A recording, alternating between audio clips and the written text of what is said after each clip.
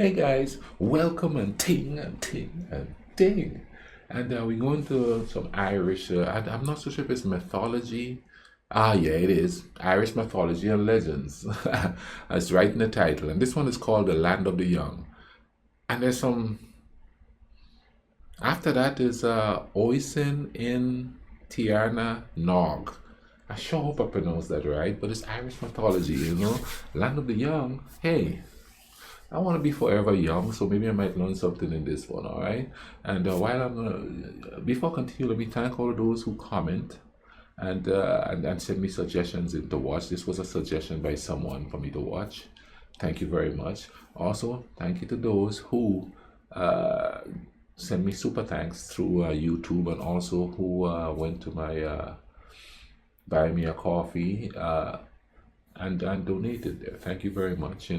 I already got one part from a camera, so now I could go around and film and have a mic to give you guys good audio and stuff when I go around and film historical areas here. Christmas is coming up, so I'm gonna do some Christmas stuff. I gotta do the Christmas stuff. But thank you once again. Keep your comments coming, keep the suggestions coming.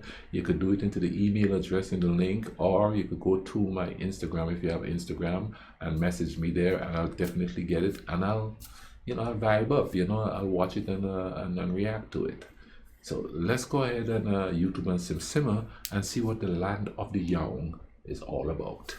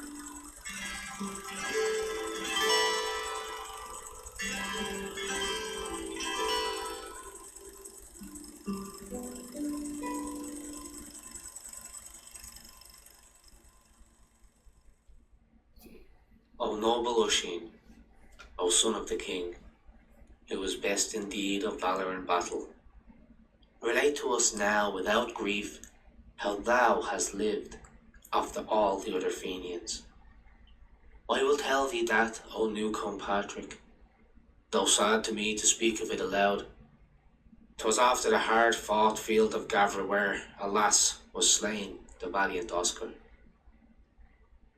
One day, as we the Fenians were all assembled, the generous Finn and all that survived of us, though sad and sorrowful our converse after our heroes had been laid low, at a hunt on a misty morning on the circling shores of Loch Lean, where there were trees most fragrant of bloom and music at all times sweetly sung by birds.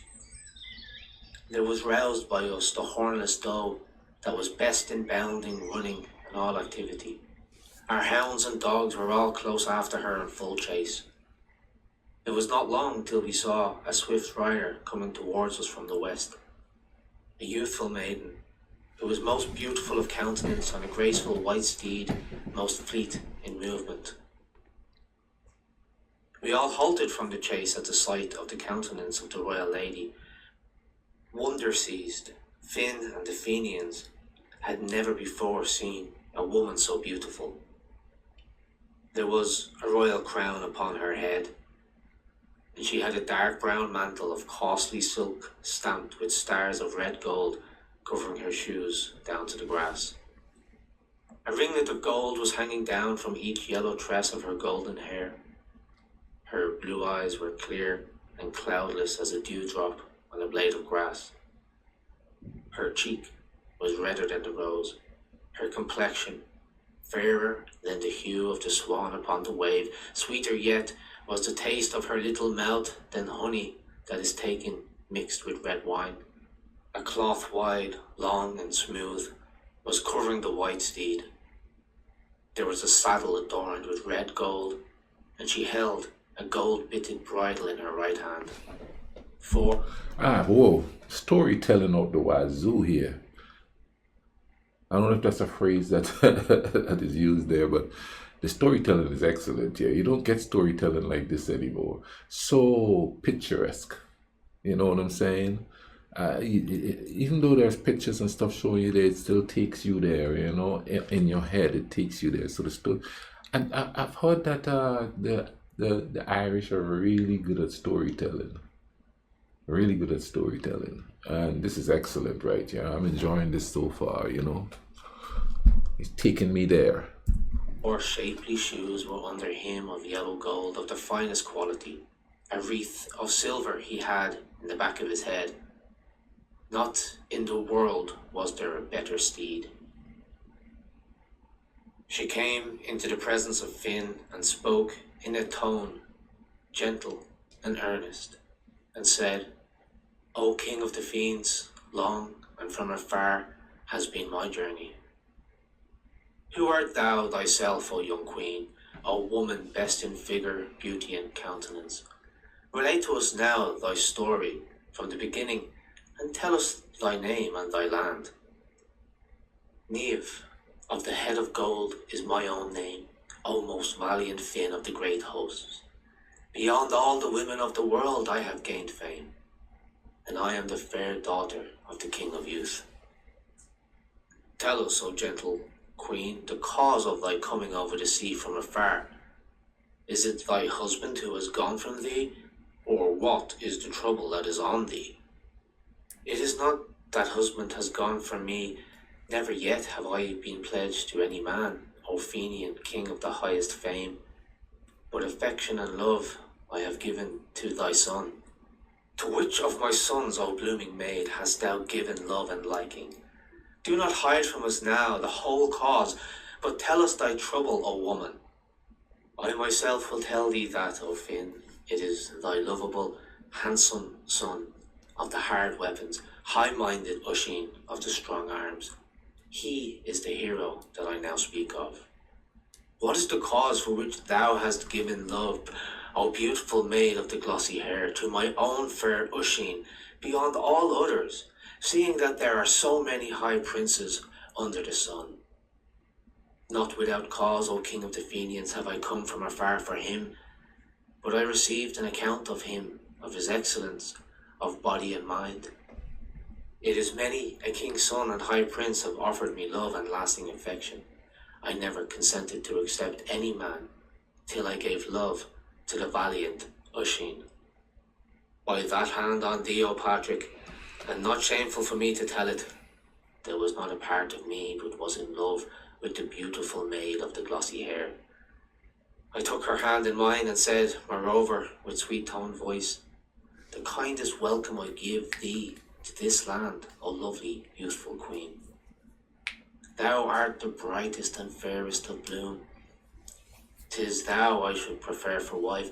Thou art my choice above the women of the world, O kindly star of the brightest look. Commands that no true heroes do not regard I impose on thee now, O generous Oisín, to come with me on my horse, and thus go away to Tir alone. It is the most delightful land to be found in the world, the land of most renown now beneath the sun, the trees bending with fruit and blossom, and foliage growing to the tips of the branches. Abundant in it are the honey and wine, and everything good that I had seen. Decay shall not come upon thee with time. Thou shalt not see failure or death. You know, the feeling I got listening to this here is we have become so modernized, and people have been sitting in front of computers so long, watching other places, that there's no mystery anymore, or so they think. Because in modern times, things like, and it's not true in all cases.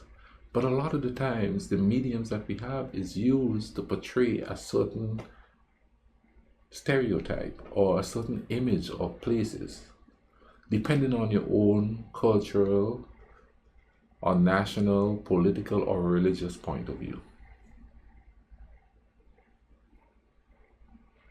Which kind of takes away the mystery of the place, or how should I put it?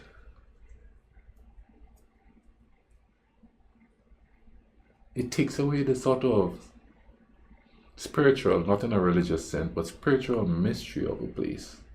You know what I'm saying? It, of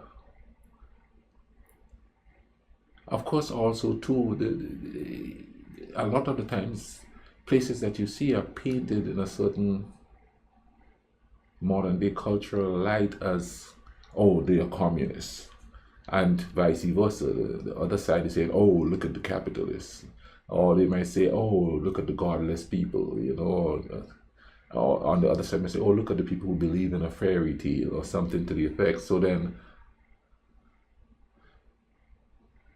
we're not getting to know each other, which should spark mystery for us to find out what the other people are like.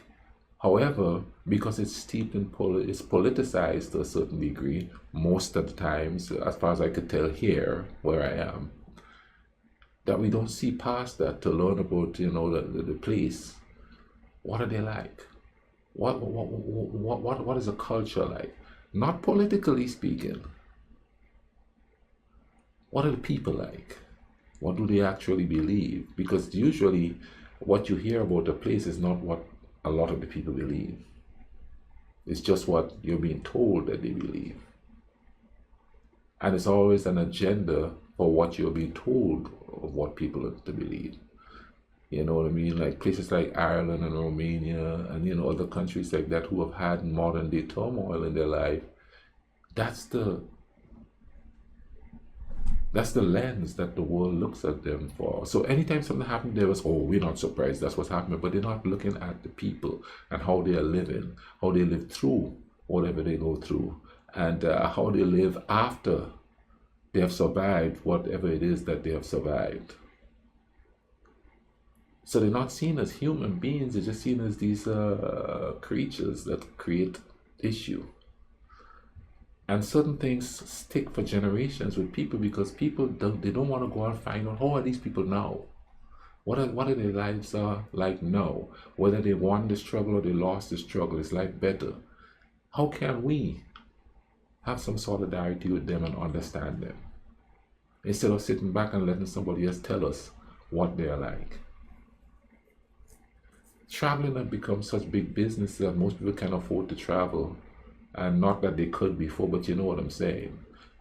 Now, if you can't go somewhere, somebody else will travel and come tell you what it's like where you are. Of course, too, you have to take it with a grain of salt because everything was told about America, I say about 80% of it wasn't real.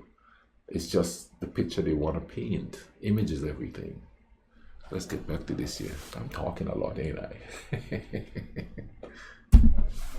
Thou shalt get feasting, play, and drinking. Thou shalt get music most sweet on harpstring. Thou shalt get silver and gold, and thou shalt get also abundance of jewels. Thou shalt have 100 swords and no deceit, and 100 mantles of satin of costly quality. Thou shalt have 100 steeds most swift in battle. Thou shalt have with them 100 keen hounds. Thou shalt have 100 suits of armour and shirts of satin, 100 cows, and also 100 calves. Thou shalt have 100 sheep with fleeces of gold. Thou shalt have 100 gems that are not to be found in this world of thine. Thou shalt have 100 handmaids, young and mirthful and bright and glorious as the sun, of the best features, figure, and complexion, whose voices are sweeter than the song of birds. Thou shalt have 100 warriors most brave in battle, most accomplished too in feats of activity, armed and equipped before thee if thou comest with me to the land of youth. Thou shalt have a protecting, well-fitting corslet, and a gold-hilted sword of most cunning stroke, worth 100 swords in the hand of a true hero. It's like your land has never seen. Thou shalt get the royal diadem of the King of Youth that never yet was given to anyone under the sun, bright, brilliant with precious stones, whose worth cannot be put into words. Thou shalt have everything that I have said to thee, and utter delight without sorrow, without weeping. Thou shalt have beauty, strength, and power, and myself ye shall have for a wife. Refusal at all I will not give, O pleasant queen of the tresses of gold. Thou art my choice beyond the women of the world, and I will go with delight to the land of the young.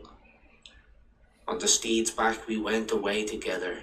Before me sat the maiden, who said, O Oisín, let us go softly at the first till we reach the opening into the great sea.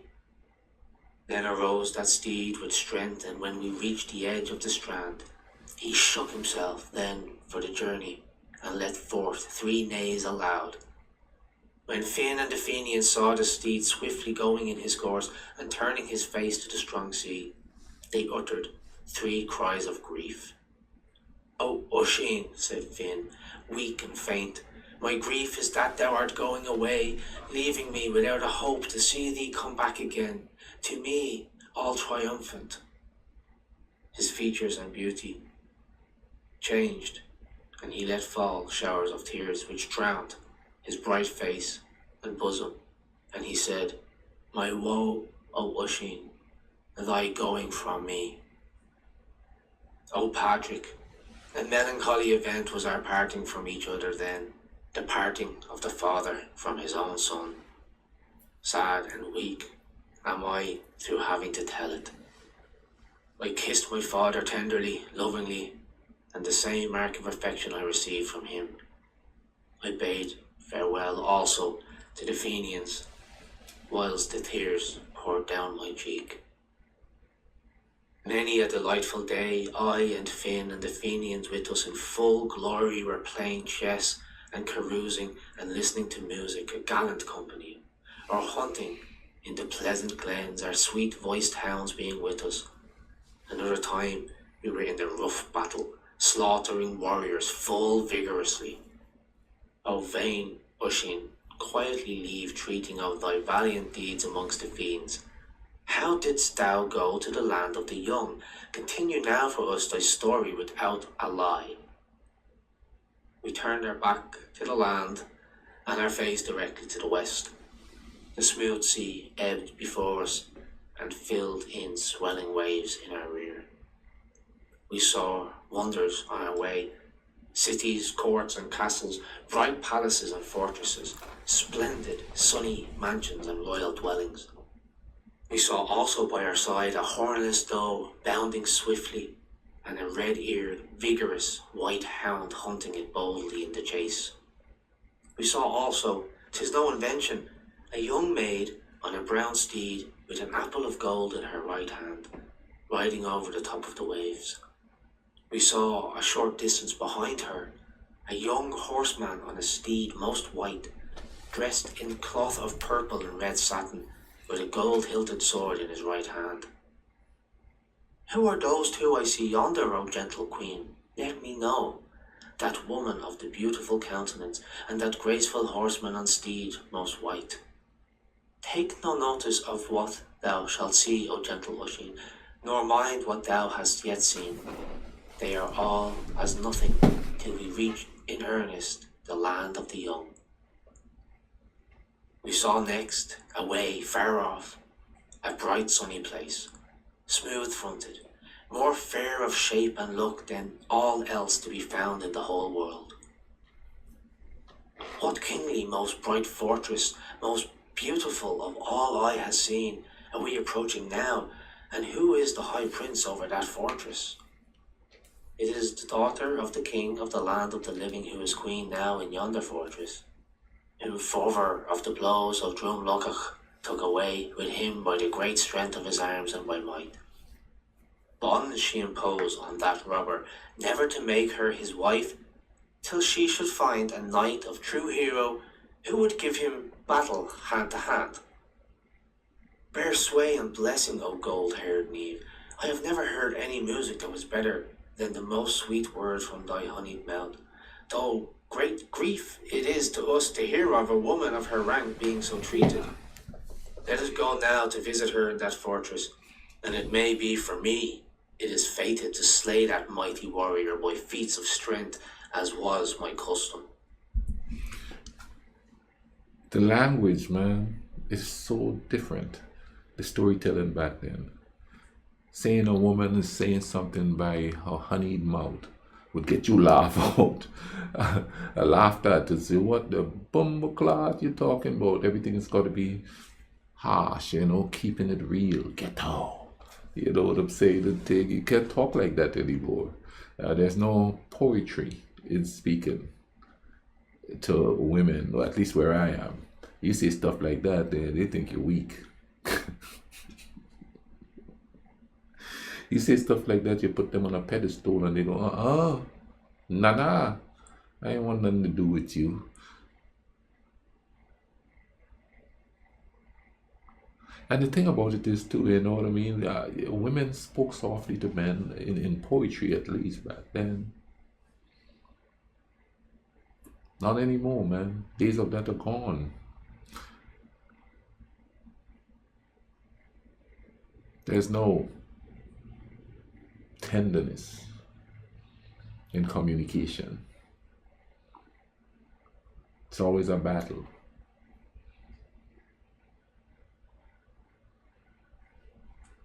Let's keep going. This storytelling there is so gripping and thing, it's got me thinking. Now, let's get back to this here. We went then to the fortress, and there came out to us the young princess whose splendour was equal to the sun's, and she gave us 100 welcomes. There was a robe of yellow silk on this queen of the lovely complexion. Her skin was fair as the swan upon the wave, her cheeks the colour of the rose. Of the colour of gold was her hair, and her blue eyes clear without a mist. Her little mouth of honey was of the berry's hue. Each slender brow was clear cut into shape. We then sat down, each of us in a chair of gold. Much food was placed before us, with drinking horns filled with beer. When we had eaten enough of food and tasted many sweet wines, the gentle young queen spoke and said, "Listen to me quietly." She told us her whole story fully and fairly, and the tears fell on her cheek, and she could never return to her own country whilst there was a mighty giant still alive. "List, be silent, O young queen, cease from thy grief and weep not, and I swear by my hand to thee that by me shall fall that murderous giant. There is no hero at all to be found now, however great his repute for valour throughout the world, who would give battle hand to hand to this fierce giant. Alas for me." Okay, I'm a giant. Why we always have to be murderous and vicious, in these mythological stories? You know what I mean? And look at me, I ain't murderous and violent. I'm the calmest brother on the planet. Just being silly. Let's keep going. "I tell thee, O fair queen, that not terrible to me is his coming against me, and if he fall not by the strength of my arms, then I will fall in thy defence." Not long till we saw coming the mighty giant, most hateful of look, clothed in skins of deer, with a club of iron in his hand. He saluted us not, nor bowed to us, but glared into the face of the young maid, his captive, declared battle and stern conflict against me, and I went forth to encounter him. For the space of 3 nights and 3 days, we were engaged in that tough struggle. But though stout was the great giant, at last I cut his head off him. When the 2 young maids saw the great giant lying powerless on the ground, they uttered 3 cries of delight with great exultation and rejoicing. We then went into the castle. I was bruised, weak and faint, my blood flowing full freshly and coming swift and hot from my wounds. The daughter of the king of the living came quickly to my relief, poured healing balm into my wounds, and immediately I was well and strong. We buried the big man in a grave earth deep, wide and clear. I raised his headstone over his grave and wrote his name upon it Oh, in the Ogham of branches. We took our meal joyfully and merry were we then after it, and in the castle warmly covered beds of the feathers of birds were prepared for us. On its morrow, at break of day, we awoke from our slumber. It is fitting for me, said the king's daughter, to set out without further rest to my own land. We dressed without delay and took our leave of the maiden. Grieved and mournful were we after her, and none the less was the sunny maid after us. It is not known to me, O gentle Patrick, what happened that young queen afterwards from the day we parted from her, or even if she ever returned to the land of the living. We turned our back to the castle with our steed under us in full course, swifter to our mind that white steed than a March wind over a mountain's ridge. It was not long till the sky darkened, and the wind rose and blew in every direction. The great mad sea kindled terribly, but there was no glimpse to be seen of the sun. A while we were anxiously gazing at the dark clouds and on the stars that sometimes showed, when suddenly the wind and storm abated and brightly shone, Phoebus, above our heads. We saw then at our side a most lovely land, all blooming, beautiful, smooth, clear plains, and a royal castle, very splendid. There was not a colour of all I had seen, of bright blue, of green, and of white, of purple, of red, and of yellow, but was to be found in that royal palace that I am speaking of. There were on the other side of this castle bright sun-warmed dwellings and mansions, all made of precious stones by the hands of cunning craftsmen and noble artists. What bright lovely country is that yonder, O gentle maid of the tresses of gold, a country of the fairest aspect eye has ever looked upon, or is that the land of the youth? It is indeed, O generous Oisín. No untruth have I told thee about it. There is nothing of all that I have promised thee, but may be seen by thee forever. It was not long till we saw coming towards us from the castle to meet us thrice 50 warriors, the strongest and handsomest, and of the highest fame and of character. There came to us after that 100 young maids of the greatest beauty in silken garments adorned with gold, welcoming us to their own land. We saw next coming forth a band of the very choicest troops, and an illustrious, powerful, mighty king, best in figure, features, and complexion. A yellow shirt of the smoothest silk was on him, and over it a bright cloak adorned with gold, and on his head a glittering crown of gold, shining and brilliant. We saw coming next the young queen of the highest fame, and 50 maidens sweet-voiced, modest, and the fairest form in her train. When they had all come into one place, thus kindly spoke the King of Youth and said, "Here is Oisín, the son of Finn, the chosen spouse of gold-haired Niamh." He seized me then by the hand and said loud enough for the whole host, "O valiant Oisín, O son of the king, 100,000 welcomes to thee. This land in which thou hast arrived, its virtues I will not hide from thee. Truly long and lasting shall thy life be, and thou shalt be young forever. There is no delight of all the heart has ever imagined that is not in this country for thee. Thou mayest, O Oisín, truly believe me, for I am king of the land of youth. Here is our fair queen, and here our daughter, Niamh, the golden-haired, who crossed the smooth sea for thee, to have thee for her husband forever." I gave thanks to the king and bowed low to the virtuous queen. We did not delay longer, but there entered the palace of the King of Youth. Then came the nobles of that fair city, both men and women, to greet us. There was feasting and festivity there continuously for the space of 10 nights and 10 days. I was married then to gold-haired Niamh, O Patrick from Rome, of white crow's ears. Thus was it I went to the land of youth, though sad and sorrowful for me to treat of it. Continue thy story further, O Oisín of the golden words, O Oisín of the warlike arms. How didst thou leave the land of youth? I feel it long till thou revealest the reason. Tell me too with great kindness, hadst thou any children by Niamh, or wast thou long in the land of the young? Tell us the story now without grieving. I had by gold-haired Niamh children of the fairest complexion and greatest beauty, best featured, best shaped, brightest hued, 2 young sons and 1 fair daughter. O pleasant Oisín, continue thy story and tell me where thy children are. Tell me their names without delay and the country they are now living in.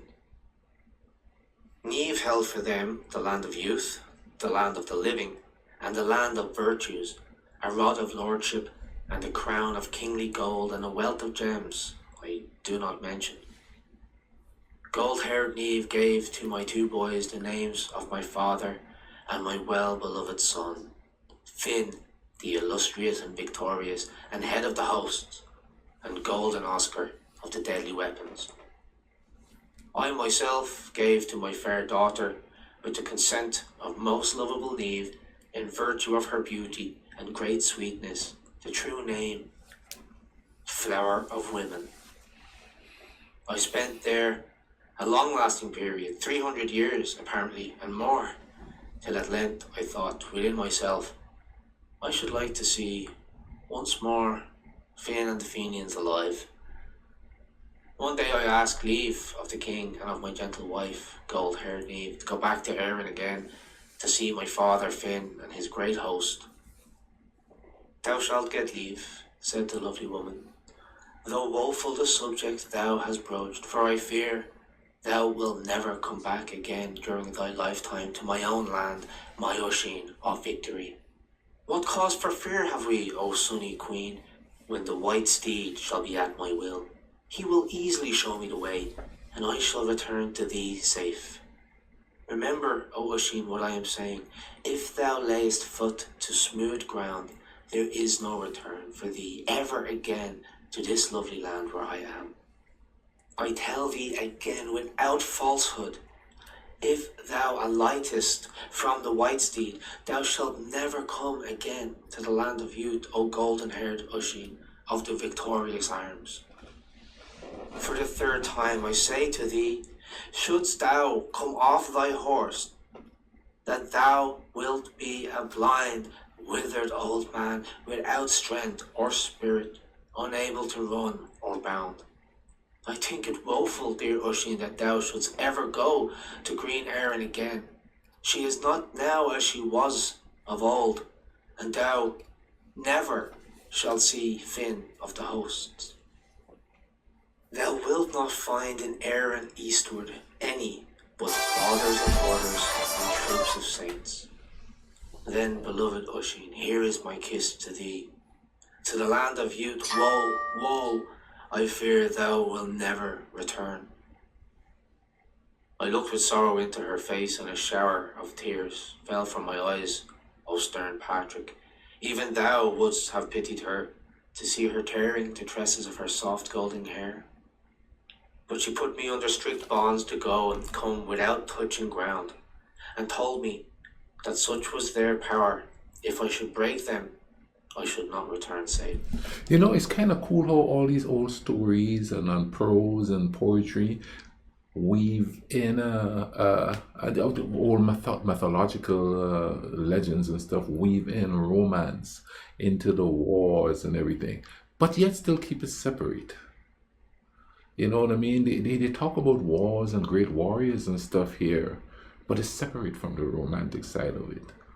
Now he's leaving the land of the young, you know, and the woman is telling him, you go, you will not be able to come back to me, you know what I'm saying, and thing. So the romance is there throughout the story, just with a touch of all the warriors and all of that stuff. And I think that it doesn't romanticize the war part of it, or the warrior rugged part of it. It romanticizes the gentle, sweet part of it between him and the woman. It's cool. If I promised her everything faithfully, that I would do all she told me. I mounted the back of the white steed and bade farewell to the people of the castle.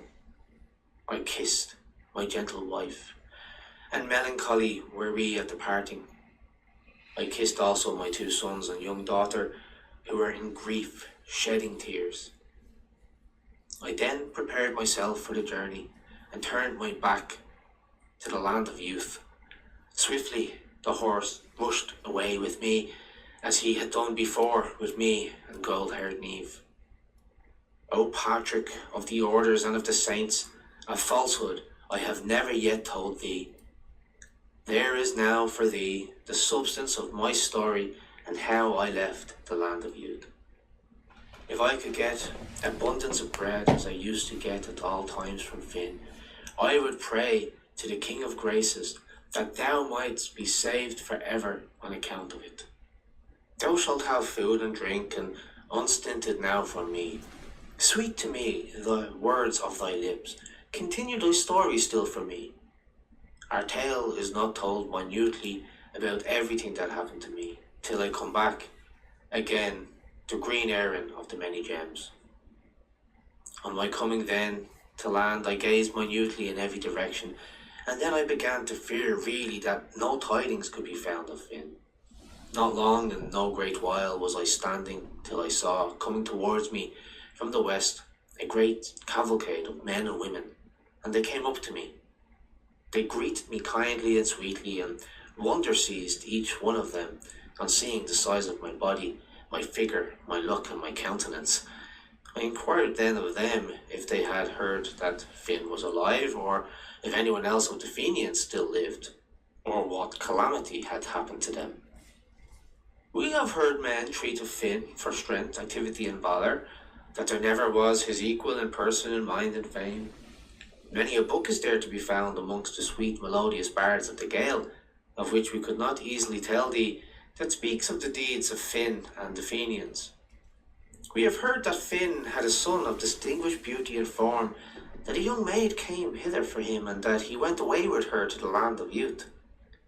When I heard that speech, that neither Finn nor one of the Fenians now lived, a faintness and great grief seized me, and full gloomy was I after them. I did not stop them in my course, but forthwith I went away swiftly, rapidly, and turned my face straight, direct, to renowned Alvin of Broad Leinster. Great was my amazement then, that I could not see the court of Finn of the hosts.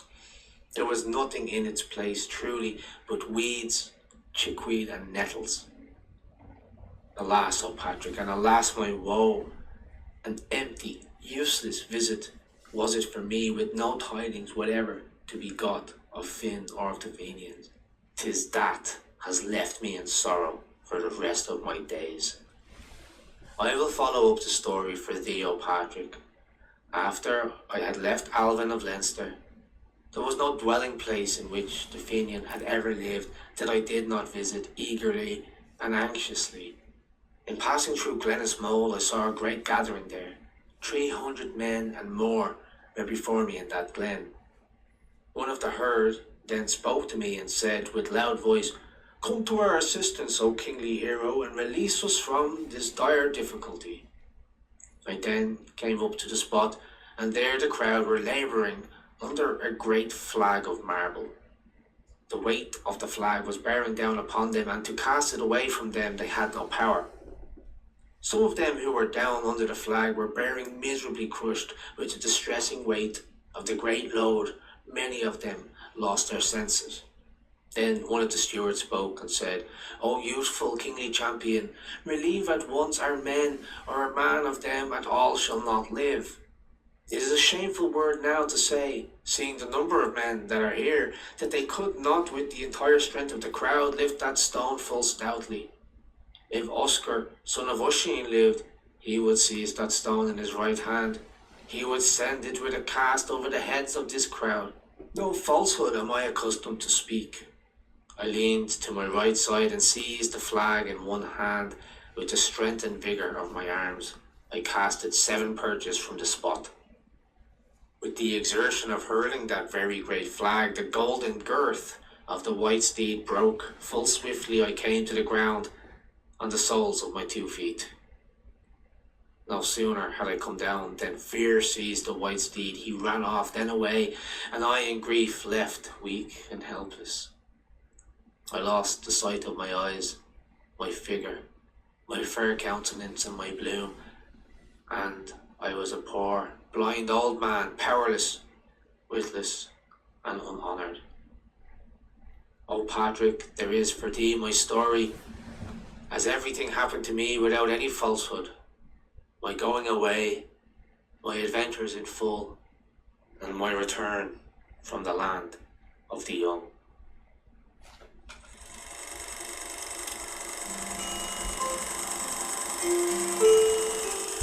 Wow, that was a Irish mythology in story form. Really cool. Whoever suggested this for me, thank you very much. I enjoyed that. Of course, I enjoy old literature quite immensely. I hope you guys enjoy this with me. This is a nice story for the season too, don't you think? You know what I'm saying? With all the old English and stuff that's in there, a nice story for the season. I'm gonna leave a link in the description for this so you could watch the whole thing without me cutting in every so often, telling you, talking. You understand what I'm saying? Thing. If you enjoyed this, drop a like on the video. Comment down below. Tell me more Irish mythological stories that I could watch here. You know what I mean? I'm delving in. If I'm gonna watch about the country, I'm delving in mythology, economy, finance, history, and this of course too is part of history. I'm going in. I am going in. Listen, man, y'all take care of each other, alright? Cool runnings.